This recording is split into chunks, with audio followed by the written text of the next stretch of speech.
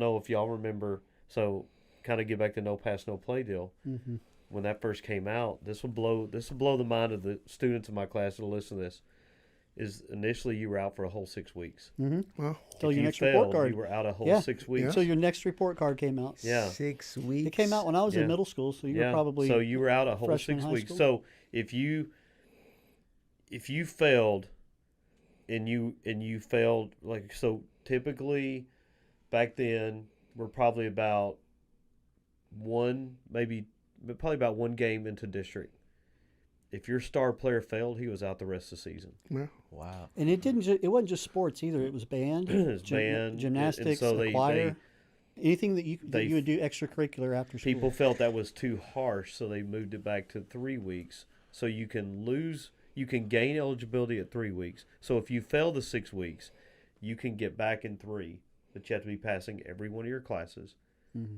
And if you fail, you're out the rest of the 6 weeks. You have to pass the next grade. But that goes back to what we were talking about, tough love and like teaching the truth kind of things. Well, a coach says that their next game is more important than that child Right. learning that lesson. So he pencil whips this, or the teacher gives them extra credit for whatever enabling this behavior, and then when they become older, right, they don't understand the repercussions of those other actions, because what they thought was love wasn't. It was enabling behavior.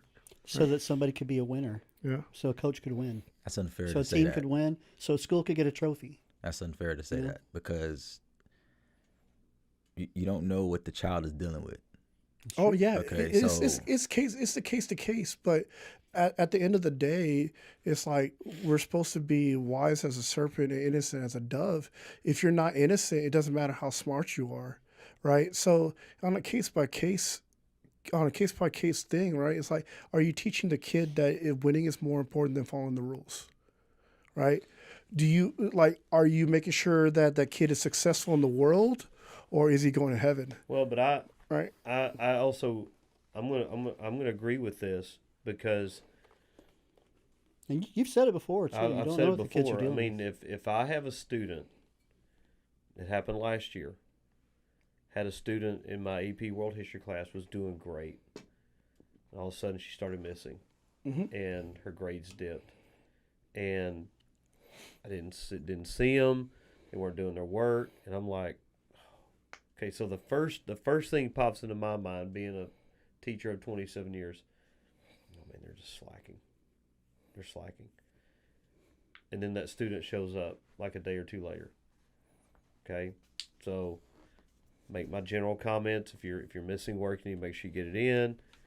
You know, if you turn stuff in late and it's already been graded, you got to come outside of class time to get it graded, and just kind of left to that. And I've learned over the years, pay attention to body language. Amen. Pay attention to facial expressions. Amen. See what's going on, and I'm kind of watching.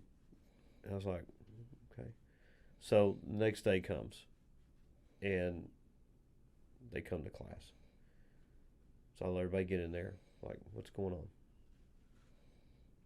What do you mean? What's going on? You don't have to tell me everything, but something's going on because you've been doing Relationship, this. yeah. And all of a sudden, on this date, I told them the date, and there was some family sickness stuff going on, and there was the need to have to miss school to watch cousins and siblings. And so, okay, so let's come up with a plan. I said, do you mind if I email your teachers without going into great detail and tell them what's going on so we can inform them? I said, first of all, I appreciate you trusting me enough to tell me. I said, let's get a plan together so we can get you caught up. I said, so here's what we're going to do. You owe this number of assignments. Do every other one. Do this one major assignment, and I'll plug those grades in for the other grades I'm going to hold the other assignments I'm going to hold you responsible for. Let's get you caught up. And it's like a weight. That's off the their upstream right there. But Yeah, but the absolutely. thing is, your first, second, third, fourth, fifth, sixth, seventh year teacher doesn't know to do that. Yeah. Doesn't think to do that. But- That's because they're thinking it's a check. You know Amen. what I mean? And here's the problem. Well, they're not the trained. people- They're not. They haven't been mentored right. The people who It's do what you do and do what I did, we don't even get appreciated for that. Mm-mm. But you know what? The students I was helping are already graduated and they're in college. Some reach out to me still. Mm-hmm. And I love it because I'm like, okay, I impacted you. Mm-hmm. Not knowing you guys impacted me as well. You know what I mean? But it's because I've been there. I've been Yes. getting in trouble and doing all this stuff. When I did the previous podcast, I said it. I was troubled. And there were a lot of teachers that just gave up on me. You know what? They just started passing me. It was my mother who went to the teacher and said, no, I'm not going to pass him on to the next grade. Keep him behind. There, like I was saying earlier, it's a case by case, but like in your case, like it's love over everything, right? You showed love to that student by creating a relationship and things. Like it's better to love than to follow rules, right? But it's the other side of that is the LeBron James, it's the other athletes that they don't have to follow the rules that gets in trouble, because a lot of these young men and women look up to these professional athletes as heroes, right? And they don't always make the great examples. And I don't know LeBron James if he broke any rules or whatever, but a person of that status, right, has to set an example. And they should, because people look up to them, right? So if you finagle this test or cut this shortcut or whatever, that teaches a lot to do with like what you represent to other people. A case by case scenario is like, hey, cool, you didn't let them go scot free. You made a comprehensive plan. Hey, this is a situation, and you do that by relationships. Well, yeah, I mean, and that's, again, we don't mentor teachers very well. I agree. We hire them. We have a new teacher orientation. Ooh. Ooh. Here's your login information. I've been, and if I change school districts, I have to go through the new teacher orientation at the new district. And I'm sitting there and I'm listening to them. And I have somebody up here talking who's been teaching, 4 or 5 years, who was teacher of the year. I've been teaching 28 years, man. Suck farts and kick rocks. All right, why am I? That's going to be one of his T-shirts. Yep. Why am I up here as a 25 year plus veteran? We are not reinventing the wheel. Teaching is literally Keep it 10 simple. to 15% content knowledge and 85% relationships. Amen. Because the 85% relationships takes care of the classroom management part. Yeah. Yeah. I can have kids in my class that are absolute turds that I get into it with verbally. I've had it happen a couple times this year and last year.